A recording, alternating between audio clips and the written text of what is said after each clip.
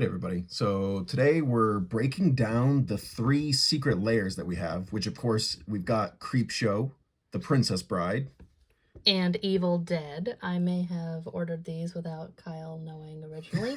So when they showed up, he was surprised, but also happy. He's just like, how long ago did you order these? And it was like a month and a half ago. Okay, to be fair, these are some of your like favorite IPs. They are, because like, you're a huge classic horror movie fan. Yeah, I am. I'm huge on. And we both like Princess Oh Bride. my goodness! And we're trying to get my mom into playing too, and we got her a zombie deck for Wilhelt, just a basic one that we're gonna modify over time as she gets better at the game. We just figured a good precon would be good for her for right now, and I want to add in some of the Evil Dead and Creepshow ones on there as well. Some of the Walking Dead secret layer stuff that we've gotten before. I wasn't around to order the Walking Dead when it came out, but I've ordered a bunch of them. A bunch of the singles from them, like all the tokens from it. So, and those were a great find. I know you're kind of wishy-washy on the secret layer and whether or not, like, you like how IPs mix. I personally love it. I think anything that will get somebody into the game and doing stuff, it's whatever. I'm not here to yuck anybody's yum. You know what I mean? Like, it's just...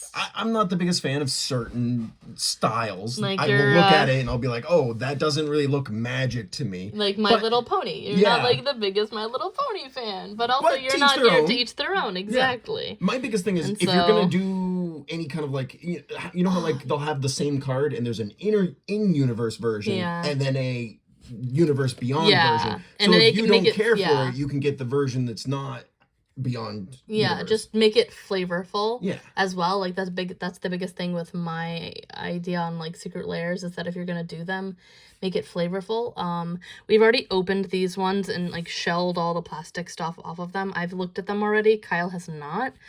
So we're just gonna go through each one and kind of like have some commentary on what we think about each one of these and show what the bonus cards on these are. And spoilers, I love that, like, I've bought secret layers before, and like the biggest joke for us running was every time we got one, we would get a sliver. Yeah.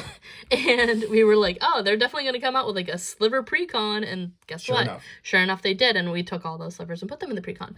But like these ones, they're all on they're all on like the like theme and they're all flavorful and it's fantastic. So let's go ahead and rip into it. I'm going to start with the Creepshow one, I believe. I'm just going to go from left to right. So, again, the packaging was gorgeous. They had for the, like, white packaging on the outside, has a little line from the movie on it, which was really nice. And these are the $30 cute ones, these are all, these are all non-foil. I'm not going to get a foil version for $10 more just to have it Pringle. I'm just not. And personally, I like the non-foil more than the foil, at least now with the Pringling situation that's been happening. This is Creepshow, and Creepshow is spectacular. If you've not watched any of it, it's very, very good. So I have this in order for, the bonus one should be at the very back, and this is Creepshow, Strange, Eerie, Terrifying, 10 cents. Looks like the old comic book style that so they got like a comic book theme. Yeah, so they all look that way though. And if you look on the back, that's Death Baron, and they all have the flavor with all of the characters from it, which I just... spectacular. Really well done. It's super readable too, which I know is a big issue with you, is like you'll come across these and be like, this makes no sense. I can't freaking read this. Oh, wait, so you can pick which side you want to use for the art? It's the same card on both sides? It's the same card. Oh, that's so cool. Yeah, so you get to choose. You can either have like the cover or you can have a comic book section style, in the middle of the pages or something. Yeah, it's spectacular. Okay. So same thing. I'm going to put that right there. So we've got Creepshow, Strange, Terrifying, Zombie Master. He's 1 and 2 black. And on the back side, we've got Zombie Master. Look at that. You've got the creep. Oh my god, I love this so very, very much. And I think it ties in really well that they did the Creepshow and then they also did the Evil Dead. Perfect timing. Like, even that, like, that's Evil Dead-y. Like, that's such a cute little touch. It's on theme. Noxious Ghoul got a nice little reprint on this one. This one's definitely going. I think I like the cover. That's pretty cool. That one's really cool. Like, look at her. She's got, like, a little, tentacly appendages grossness. And again, when we buy these, we don't really ever really focus too hard on like the value of each individual reprint. If we're going to get a secret lair, it's not because it's worth a butt ton of money. We're buying it because we want the flavor from the card itself for the most part. Grim Grin, the Corpseborn, very exciting. He's super gross-tastic. Like, look at that. How can you not? Oh, that's cool. He's super nifty. I love him. For how small those are for the art, it's actually pretty high detail. It's super detailed. Unholy Grotto. And so... Oh, that's a land. Okay. Yeah. You may want to look away. This could sting a little. It's always very tongue-in-cheek, the entire Creepshow thing. It's just fantastic. Romero and, like, Stephen King, just all of them are doing their own thing with this style. This is the bonus one. So it's Terror. It's an instant that I believe it destroy target non-artifact, non-black creature. It can't be regenerated. Perfect for a zombie like, most of these are going in my mom's zombie deck, so that's fantastic. The art is great. 10 out of 10. I adore this very, very, very much. So that is what we got for the Creepshow. And of course, what a lot of people are wicked excited about, the Princess Bride is next up. So again, it's very pretty art that actually is like etched in. You can feel it. It's kind of nice. I know these are all gonna get pulled out and put into our secret lair binder and all that stuff. But like, how can we? Well, until we put them in a deck. Until we put them in a deck. Yeah, that's true. That is true. So Battle of Wits, super flavorful. You fool! You fell victim to one of the classic blunders. Vizzini, like, just it's so good. Yeah. And these ones are not double-sided. Rodents of unusual size. That's going to be cool in our rat deck that we want to build. We have a bunch of stuff set aside for a rat deck, but we never have gotten around to building it. But, like, look at that. Look at the art and the detail, and it's just gorgeous. Sisei got a reprint. Very needed. That one's pretty cool, because it kind of is too bad sometimes when you get some of these less played cards that they do this gorgeous art on. You're like, but I don't even really care for the card itself. Well, this is Sisei. Of course, a ton of people are going to be playing that card. So Farm Boy, fetch me that picture. It's just like the flavor profile. It's just so good. It's so good. And I like the style on it. Vizzini, Criminal Mastermind, 4-barrel, Chief of Compliance. Inconceivable.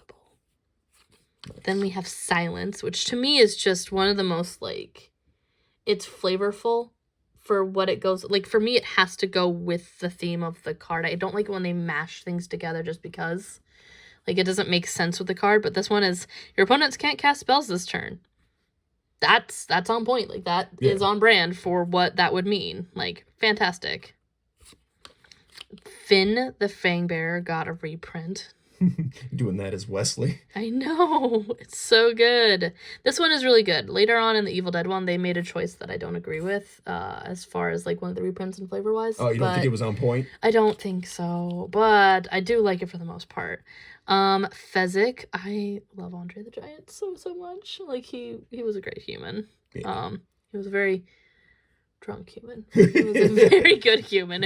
All the stories you ever hear about him, he was just like, he would literally pull people into like hotel rooms as a drunk human. Like, he would be like super drunk and he would pull people aside and be like, come watch Princess Bride, because he was so proud of it. Yeah. It's so sweet. Promoting the movie. Promoting it. It's so sweet. So he's Brian's Stout Arm. Sorry, I can't read right now. Holy moly.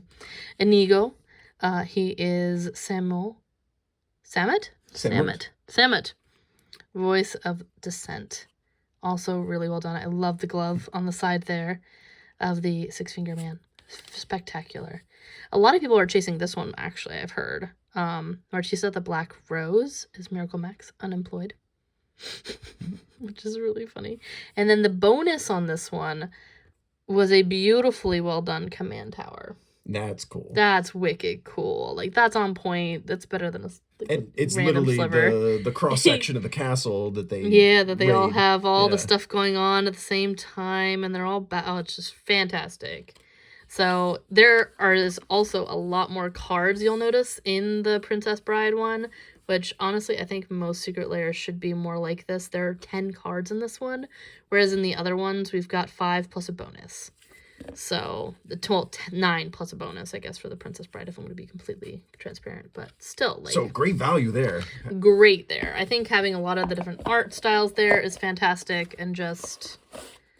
choices. Choices. So, we're going to go on to the Evil Dead now. So, this is the one that I was most hyped to get. Evil Dead, watched it a lot. That and Army of Darkness. Of course, Evil Dead 1 and 2. And then Army of Darkness is Evil Dead 3, essentially, but not really. So I was really, well, it is, but like I was most excited about this one, and these are so well done. Zombie Apocalypse, Nobi's Incantation, like that looks great. Cabin of the Dead, Field of the Dead, like that's... Yeah, that fits perfectly. That fits perfectly. It's just fantastic. Stream as your nightmares come true. What's the flavor on this one? Oh, just the chant. There we go. I'm not even going to try to pronounce that. My dyslexic ass can't do that. It really can't. So Field of the Dead, fantastic. So here's where my conundrum comes in. Notice Linda, Kandarian Queen. Verena, the Lich Queen. She is a legendary creature. Yeah. Who's the main character from Evil Dead? Ash. So what is Ash not in this? Legendary. Oh, wait. He's just a creature. Yeah. Why? Why would you not, if with Commander being as big as it is, why would you not choose something that would make it so that he could be a commander on a deck? Right? Or at the very least, something that's highly played. Like, I don't know. So she can be a commander, but he can't? Yeah.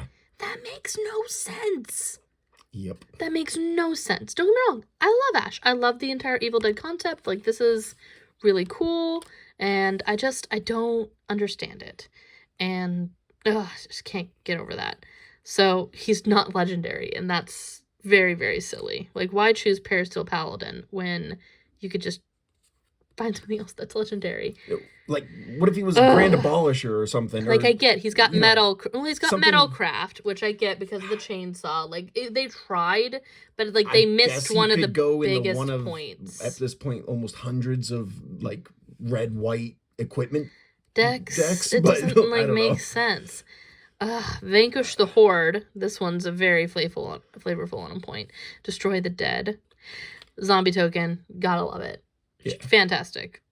And then the bonus is Shovel of Decapitation or a Colossus Hammer. Oh, yeah. Okay. So I like it. I like it quite a bit. His face looks a little weird there, but Ash, she's dead. We gotta bury her. So yeah, that was the Secret Lairs that we grabbed. I don't know if we're going to do this again anytime soon. I know that there's a bunch of Secret Lairs that are happening right now. None of them are really like... calling to you? None of them. Honestly, none of them are really screaming to me. I'm going to say, out of these three, I think the Princess Bride was a really good one. That was really good. The Evil Dead was pretty decent. But I don't know. I don't think Creepshow really did it for me. Really? I loved the Creepshow one. I have to disagree with you there. I'd have to say that, honestly, Creepshow was probably the one that I was most impressed with, just flavor-wise and style-wise. I liked that one quite a bit. I was really let down by Ash not being a legendary creature, but honestly, even then, it still was really well done. I don't know. I'm torn between... I think Creepshow is my number one, and then I'm torn between these two and my 2 and 3 slots. So I think they're going to be tied for me. But I think that's pretty nifty, and I liked it quite a bit. But that's what it comes with. And if you like this kind of content, let us know. We'll do more Secret Lairs that we get, and let you know what they come with. Absolutely. And stay tuned. Probably next couple openings, unless I break down and buy some more cards, there's a chance I'm probably going to do that. But we're probably going to be doing Murders of Karlov Manor.